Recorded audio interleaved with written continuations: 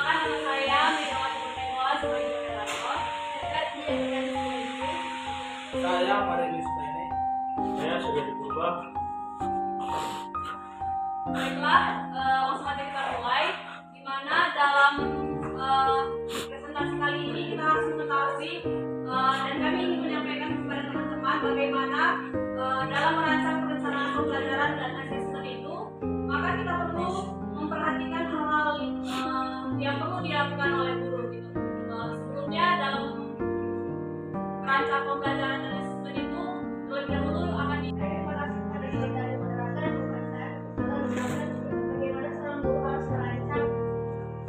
pembelajaran dan juga asesmen. Yang pertama yang harus diperhatikan oleh guru dalam merancang pembelajaran yaitu yang pertama, guru harus mempertimbangkan tahap perkembangan dan juga tahap pencapaian peserta didik saat ini sesuai kebutuhan belajar serta mencerminkan karakteristik dan perkembangan yang beragam sehingga pembelajaran menjadi bermakna dan menyenangkan. Nah, proses pembelajaran perlu mempertimbangkan kompetensi dan karakter peserta didik secara holistik. Kemudian yang kedua, pembelajaran yang relevan yaitu pembelajaran yang dirancang untuk konteks, lingkungan dan budaya serta peserta didik serta melibatkan orang tua dan masyarakat sebagai mitra.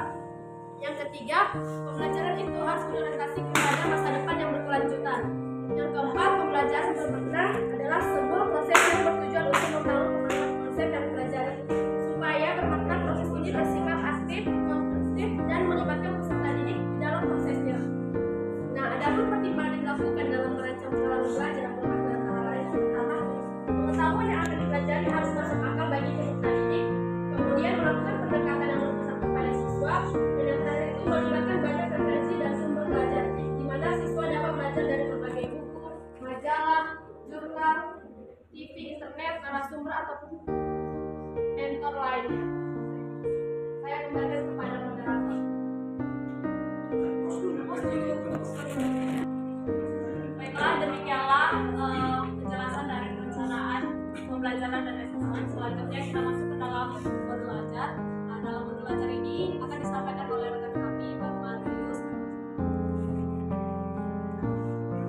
Baik, terima kasih kesempatan yang diberikan kepada saya. Saya akan menjelaskan apa saja instruksi yang terdapat di dalam modul ajar. Sebagaimana kita ketahui di sini bahwa modul ajar itu berbeda dengan modul ajar yang ada di RPP kurikulum 2013. Modul ajar yang kami paparkan di sini adalah modul ajar berbentuk kurikulum merdeka. Yang pertama, modul ajar ini berisi dengan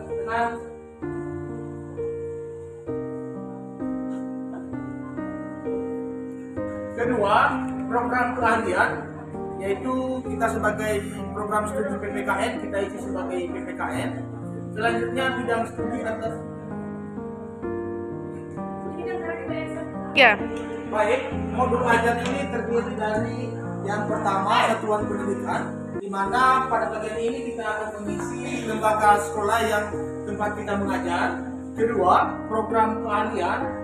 Kebetulan saat ini kami juga mengadakan DPL itu di SMK, maka program keahlian yang kami pilih adalah semua jurusan. Selanjutnya bidang studi yaitu PPKN.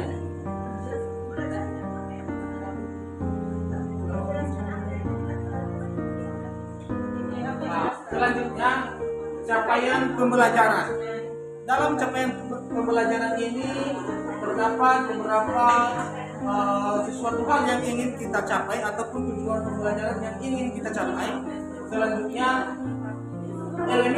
elemen artinya sesuatu yang harus kita tentang topik yang kita jelaskan. Kemudian materi ini berisi tentang topik yang harus kita ajarkan kepada peserta didik tentunya. Mana pada materi ini kami memilih jenis dan pembentuk identitas individu sosial, alamiah dan terbentuk secara sosial, dan Pancasila sebagai identitas bangsa. Itu merupakan topik ataupun materi yang akan kami ajarkan nantinya pada saat proses pembelajaran. Selanjutnya, profil pelajar Pancasila. dalam bagian profil pelajar Pancasila ini akan terdiri dari peserta didik akan mengembangkan kemampuan bernalar kritis, mandiri dan bergotong royong dalam menyelesaikan masalah. Artinya harus berdasarkan dengan nilai-nilai Pancasila. Selanjutnya target peserta didik. Nah, target peserta didik ini terdiri dari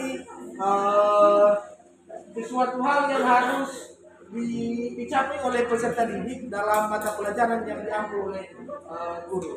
Demikian yang bisa saya sampaikan, dilanjutkan oleh teman saya. Ya.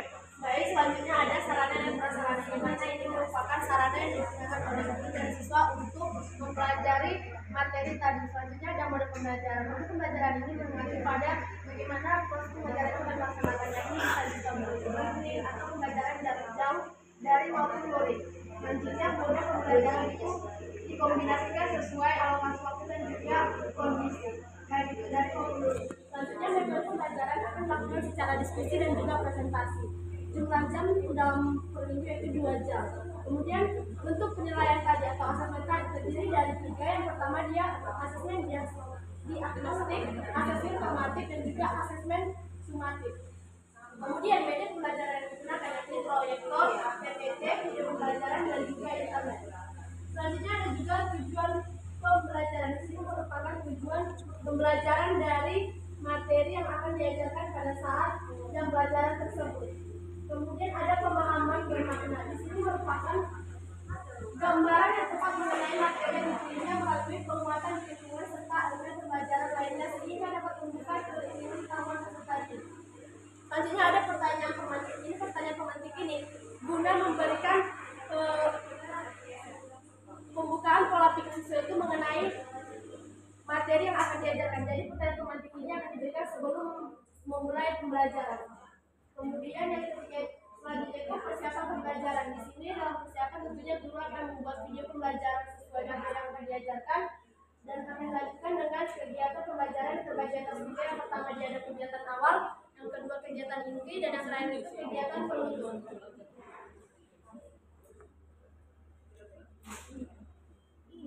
Selanjutnya saya serahkan kepada Baiklah, demikian penjelasan dari modul ajarnya. Selanjutnya kami akan menjelaskan bagaimana isi dari modul ajar pada pembelajaran PPKN, di mana pembelajaran PPKN itu dilaksanakan 2 jam kali 45 menit. Nah, kegiatannya itu berisikan kegiatan pembelajaran yang ada. Pertama itu kegiatan awal kurang lebih 15 menit dilakukan seperti berdoa, memeriksa kehadiran, menjadi alat wajib nasional, dan menanyakan tentang bagaimana peserta didik, kesehatannya, semangat belajar, seperti itu. Kemudian ada kegiatan inti. Nah, dalam kegiatan inti inilah dilakukan proses pembelajaran itu berlangsung. Kemudian ada kegiatan penutup, di mana peserta didik dapat menanyakan hal yang dipahami dari pembelajaran itu, baru mengkomunikasikan kendala yang dialami selama pembelajaran, dan menerima aspirasi dan motivasi juga dari guru. Kemudian pembelajaran dalam modul ajar ini juga terdiri dari pembelajaran remedial dan pengayaan. Gitu. Dalam ulangan harian dilakukan juga remedial dan pengayaan.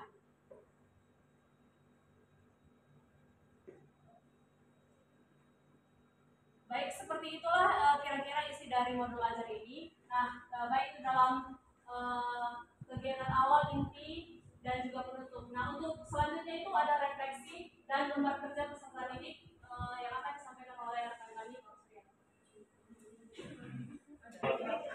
Seorang guru itu harus mengetahui membanding refleksi. Stop. Ya, baik. Di sini saya akan menjelaskan tentang refleksi.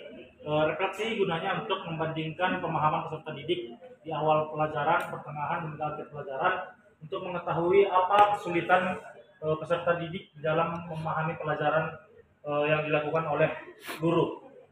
Bisa dilakukan melalui jenis seperti tes dan tugas yang sudah diberikan oleh guru.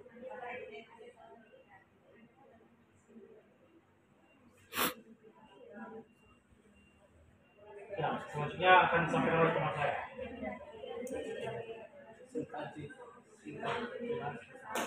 Baiklah, demikian dari rancangan pembelajarannya. Selanjutnya kita akan memasuki bagaimana merancang sebuah asesmen itu. Nah, dalam modul ajar ini terdapat juga asesmen, di mana nanti selanjutnya kami akan menjelaskan bagaimana perancangan asesmen di dalam modul ajar, di mana seperti yang kita ketahui rancangan asesmen itu diagnostik. Nah, di dalam tabel ini kan ada jenjang kelas. Nah, jenjang kelasnya itu kan tadi dipilih dari SMK kelas 10. Nah, kemudian tadi kan sudah di modul ajarnya sudah diberikan capaian pembelajarannya. Nah, capaian pembelajaran itu dimasukkan pada asesmen ini. Selanjutnya ada tujuan pembelajarannya. Tujuan pembelajarannya juga dimasukkan ke dalam asesmennya. Kemudian melakukan penilaian itulah yang dimasukkan ke rancangan asesmen formatif. Nah, di dalam rancangan asesmen formatif ini terbagi atas beberapa asesmen. Yang pertama itu asesmen kognitif. Di asesmen kognitif ini dilakukan penilaian dari beberapa seperti identifikasi materi yang akan diajukan. Nah, dilakukanlah penilaian seperti pertanyaan dan kemungkinan jawabannya, skornya berapa,